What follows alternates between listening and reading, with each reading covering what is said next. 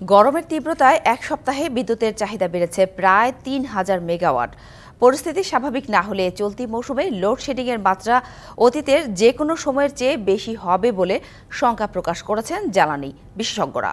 তবে বিদ্যুৎ বিভাগের কর্মকর্তারা বলছেন, গ্যাসের সরবরাহ স্বাভাবিক থাকলে চলতি মৌসুমে সর্বোচ্চ চাহিদা সামাল দেওয়া সম্ভব হবে।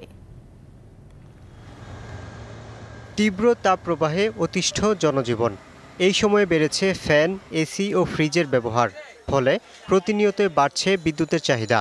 বিদ্যুৎ বিভাগের তথ্য মতে গত এক সপ্তাহের ব্যবধানে বিদ্যুতের চাহিদা প্রায় ৩,০০০ মেগাওয়াট বেড়ে ১৬,০০০ মেগাওয়াট ছাড়িয়েছে, ফলে বাড়ছে লোডশেডিংয়ের মাত্রা। চাহিদা বাড়লেও বিদ্যুৎ উৎপাদনের পর্যাপ্ত জ্বালানি নিশ্চিত করতে না পারায় চলতি বছর লোডশেডিংয়ের মাত্রা আরও বাড়বে বলে আশঙ্কা জ্বালানি বিশ্লেষকদের। ৬% বিদ্যুৎ উৎপাদন প্রবৃদ্ধি ধরে ২০২২ সালে পাইকারি বিদ্যুতের মূল্যায়ন নির্ধারণ করা ছিল, কিন্তু ৩%-এর বেশি প্রবৃদ্ধি হয়নি। আর এবার এইটুকুই যদি বজায় রাখতে হয় তাহলে তো লোডশেডিং মানতে হবে।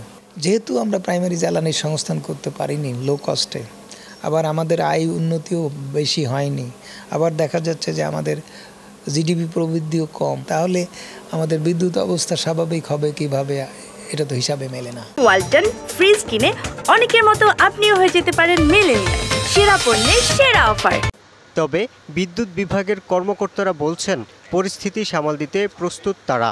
এখনো সেরকম চ্যালেঞ্জিং অবস্থা আমরা যাইনি এবং গ্রাহকদেরকেও আমরা একটা স্বস্তির জায়গায় রেখেছি। কিছু লোডশেডিং হচ্ছে যেগুলো